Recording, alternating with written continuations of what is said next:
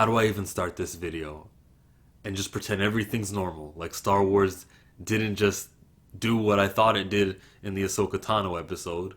It would be chapter 13, and now I know why they're called chapters, especially when you get to the end of the end. Let's try to start with the beginning, though. I took notes. They recapped all of the mystery boxes. The Bo-Katan stuff was mentioned. The Darksaber was mentioned. Boba Fett, we saw a little clone in the tube. We saw all of the things that were important in the series. Ahsoka too, and what she had to say. And we begin the episode. Boba Fett needs to get a little bit of shine. He always will. That's what he does. Boba Fett was handled. They jump on these guys on the ship. Dr. Pershing's there. Pershing's not so evil. He's kind of neutral. We learned his position. He is a clone engineer. And one of those guys inside the Empire's, they're not really the Empire's, but in that ship, he was an asshole. And he milked the shit out of Alderaan.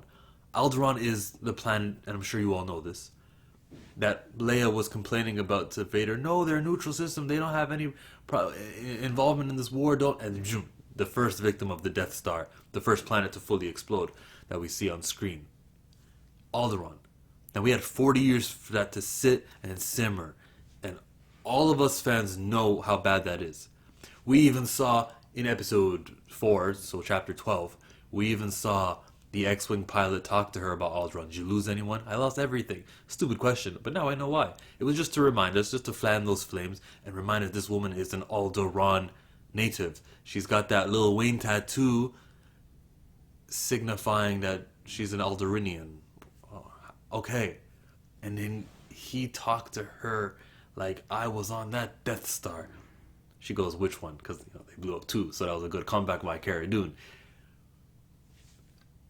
He was evil as hell.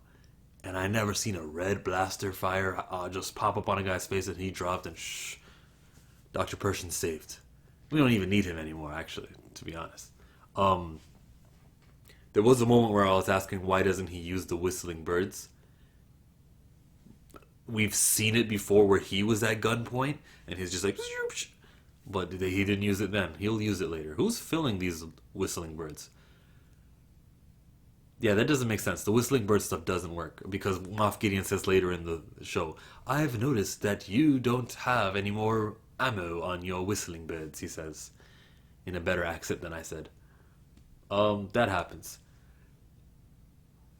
Boba Fett's voice gave away he was a clone when Koska Reeves, Mercedes Vernado, and Bo-Katan over there was sitting and heard his voice. You are not a true Mandalorian.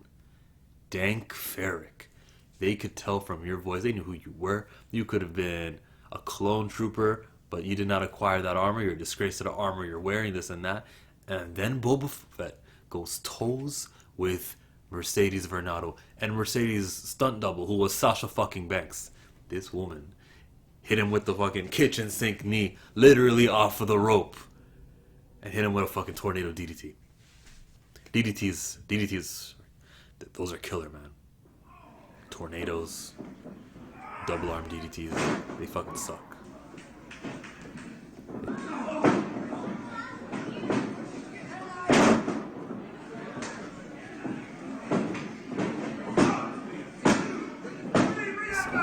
But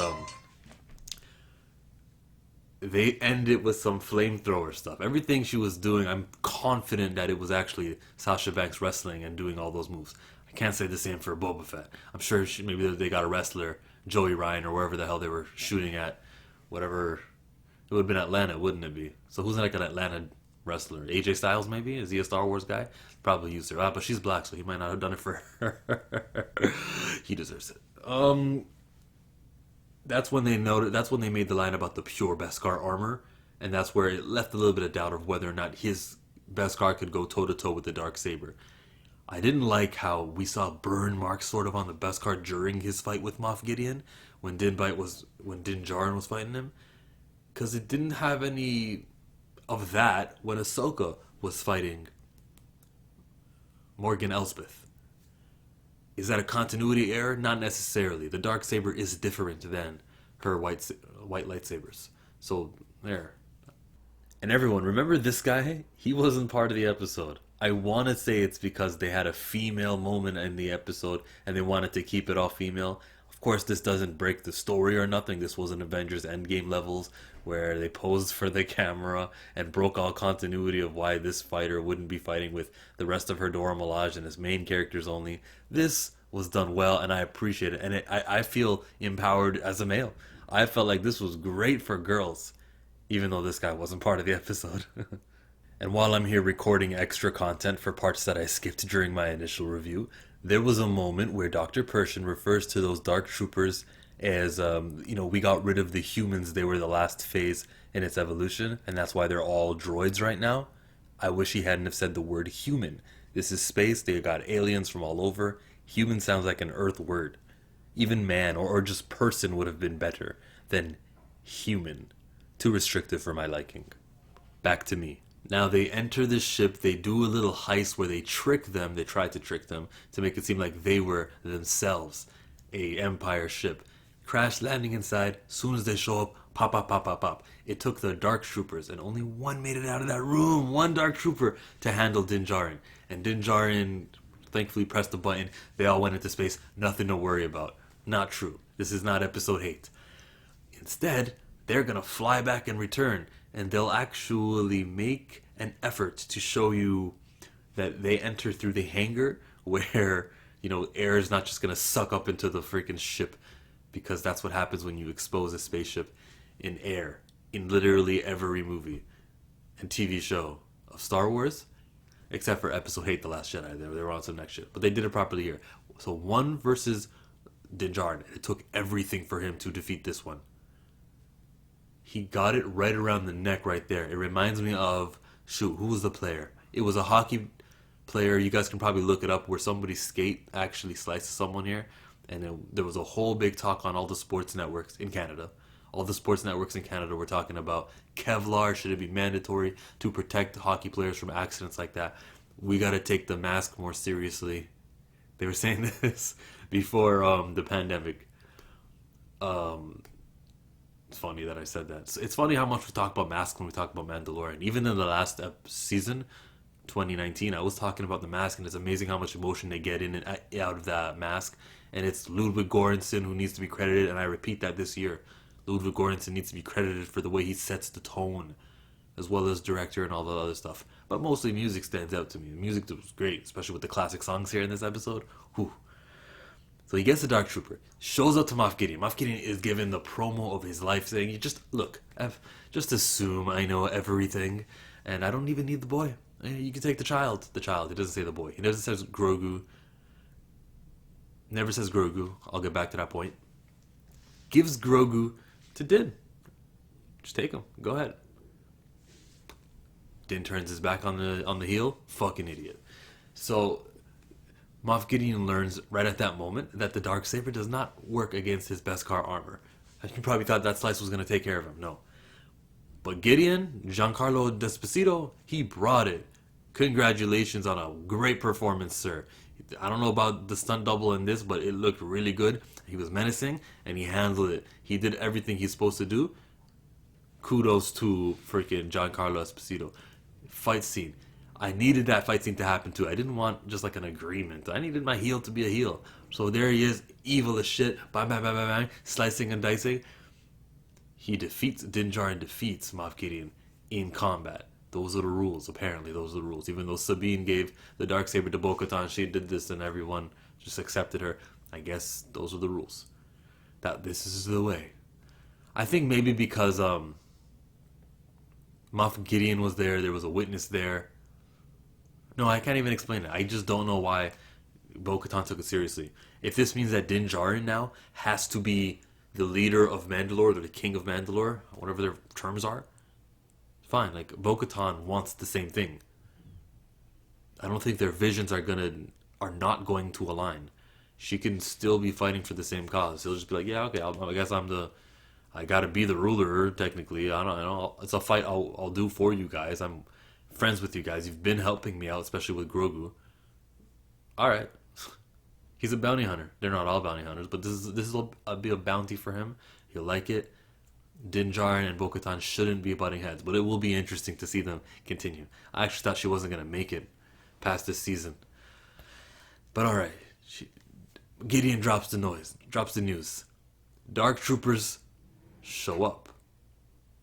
They all fly in. It's so dramatic. Gideon's last lines was something like, "Yo, I'm gonna leave out of here alive. Grogu's gonna leave. The child is gonna leave out here alive. That's it." That's what he said. Sets the tone. And then, pew pew pew. What is that ship? Oh, Boba Fett's back. No, that's not Boba Fett. That's an X-wing. Oh yeah, it's gonna be Trapper Wolf or one of them. And then they cut over to Gina Carano's character, Cara Dune, and she made a line like, "Oh, just one? Thanks a lot, New Republic." And that's when it hit me. Because until she said that, I was thinking, okay, it's Trapper Wolf, or it's the other Ranger. And I said, no. And I was watching a whole bunch of other YouTubers. I think Star Wars Theory, he said, don't give me hope. But yeah, it's like, no. And then I was thinking of how many times this show has disappointed me. And I was thinking, no, it's never done that. And they know what they're doing. Is R2 on that X-Wing? And I was just watching in mesmeration. And I'm like, this my whole time. I wasn't recording myself. I wasn't able to, but I wish I was. And this moment, the slow build, the black and white, seeing a Jedi. Oh my God, look, he's fighting. And then the next time we see them cut over, we can see the green saber. Okay, green saber. And the next time I'm looking closely, and I can see a glove, and this revelation slowly growing, and oh, he's doing all these moves, and he did a couple times where he goes to the back of his head. Shoot, it looks familiar. I want to say Anakin Skywalker used that move. I may be completely wrong, and I know there's forms. I just don't know what the forms are, but there's something like 7 forms. I just do not understand it. Moving on. It was cool watching him use the Force thing. He got a hallway scene like Vader did in Solo.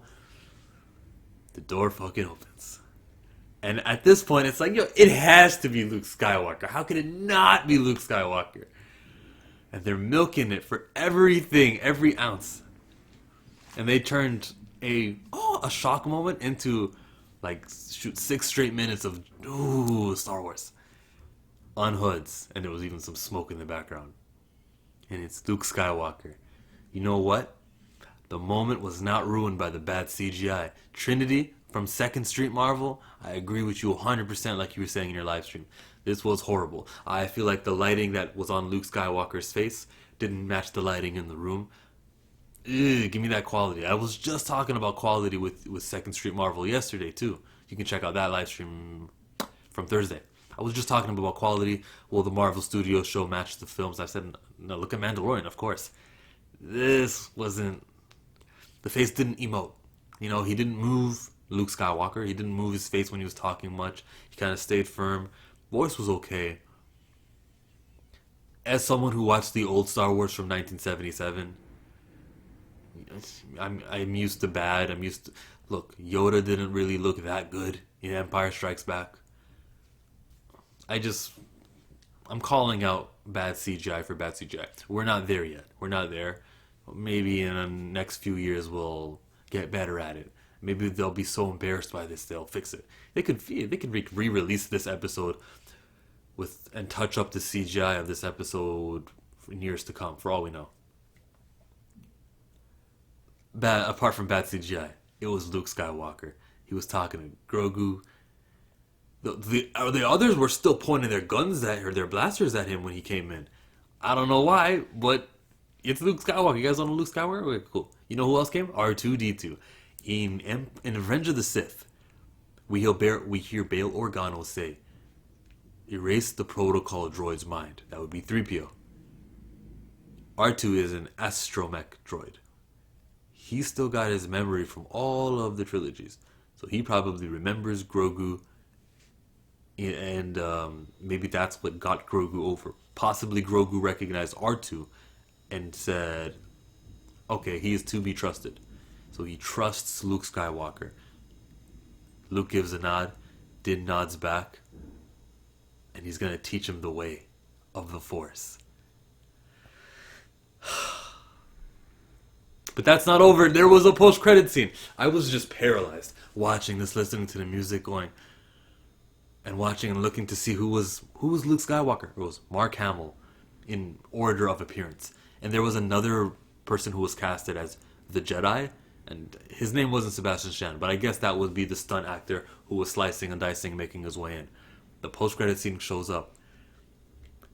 Return of the Jedi. They show up. It's Bib Fortuna who's there, and Fennec shows up. Boba Fett comes in. They freed one Twi'lek slave. Nice of them. And then Boba sits comfortable on that throne. Fennec sits on the side, and it looks like a movie poster. The next book of Boba Fett is what we're expecting in December. What does that mean? Now, The Mandalorian has been coming out in chapters. So 16 was today. Does that mean, hey, in November, Mandalorian will start again? 4 of the chapters will be following Din Djarin. And then the next 4 chapters will be the book of Boba Fett. Is that what we're doing here? Like Avatar, like Dave Filoni ran that? If that's the case, that's the case. What did I say earlier that I was going to bring back? Grogu. Yes, the name of Grogu. They never actually tell Luke Skywalker that's his name. So it's going to be up to Grogu, who knows his name. You know, when he gets to talking in the next 4 or 5 years, training with Luke, he'll be like, my name is Grogu, or Grogu is my name. You think he'll continue the backwards speak? Maybe that was just a Yoda thing. It's not going to be everybody who's green. We don't even know the name of the species. This episode was heaven. Loved it. I give other episodes a 10. It's like, what's the point of the scale anymore, honestly? This is, yes, beyond 10. I'm going to watch it again. I'm out of here, everybody. You can like my videos. Follow me on Twitter to see fake spoilers. I've been tweeting a whole bunch of fake spoilers, so if you like that. More reasons to enjoy Chillmonger on Twitter. Deuces.